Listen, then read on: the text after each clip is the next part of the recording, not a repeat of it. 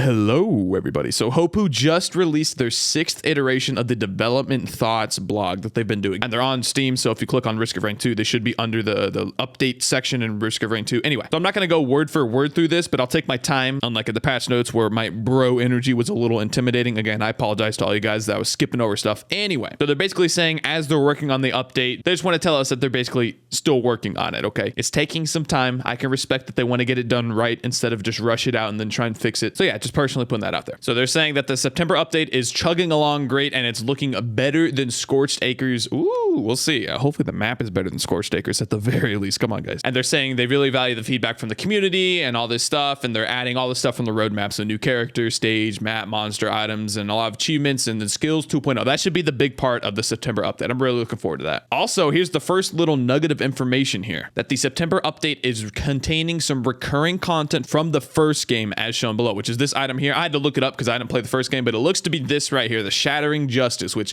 on hit reduces armor by 5, and it can stack up to 25 armor. So I have no idea if these numbers are actually going to carry over 1-to-1. So I don't know if it's going to be a 25 armor reduction. It might be, which should actually be kind of good. That's like anywhere from a 10 to 17%. I don't know the exact formula off the top of my head, but that's quite a bit of extra damage you're putting on people. But for a red item, we'll see. And they're also confirming it is not going to be the miner from Risk of Rain 1. And then here in this paragraph, I'll just read it. We're also doing a bit of reviewing of how the Scorched Acres update went overall. We are looking at how things improved, new content, but also some things that did not. No longer guaranteeing rally point delta makes it frustrating, blah, blah, blah, to get the prey on. So basically saying that they're looking at the positives and the negatives. One of the negatives, thankfully, they're pointing out that getting the prey on guaranteed up rally point was a pretty big deal. And now that Scorched Acres is also stage 3, they're saying, okay, we probably need to address that. And they said, we'll spend more time doing quality of life improvements on the previous content in our next update as well. That sounds awesome. Thank you, guys. We want to make sure that all the content lives up to the high standard we have set since launching in early access. And I really do value that about Hopoo, that they are taking the time to make sure that their updates are getting out like they want them to. They're not just pushing them out,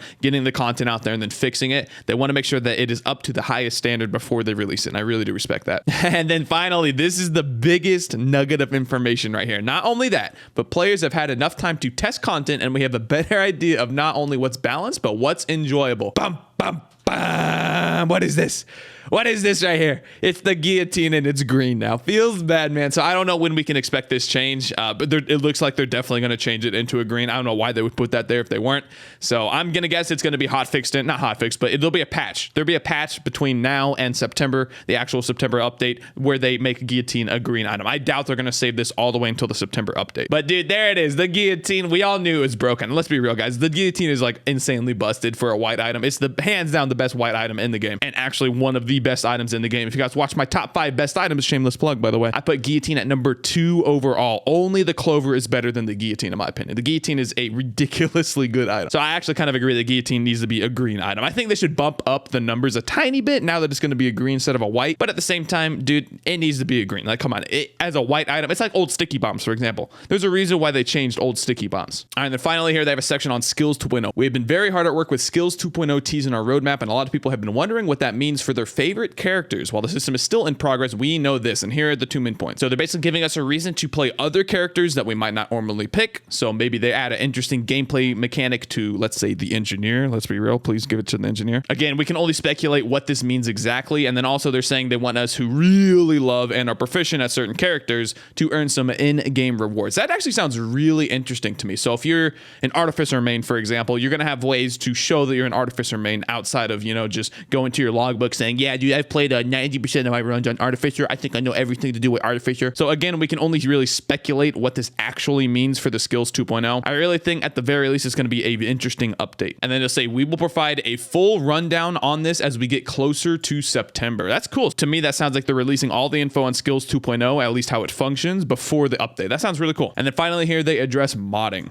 It's no secret that Risk of Rain 2 has fostered an absolutely awesome modding community. While we have no direct mod support, our intent is to avoid breaking mods with our updates. Oh, that sounds really good. And to not do any changes that would hamper the community, maybe seeing us popping into the modding community into the future. Interesting. I like that. And then they go over how to install mods and all this stuff. And then they're saying there's a EULA change, which basically companies like to hide stuff into their EULA and prevent people from doing stuff without them knowing it, which is a really shady practice. But here they're basically saying they're not doing that. And I do trust them. Also, another shameless plug. If you want to learn how to install mods and use mods, you can check out my video. The link was in the description below. And then I love this last sentence here, dude. Sorry if this sounds like a soon TM.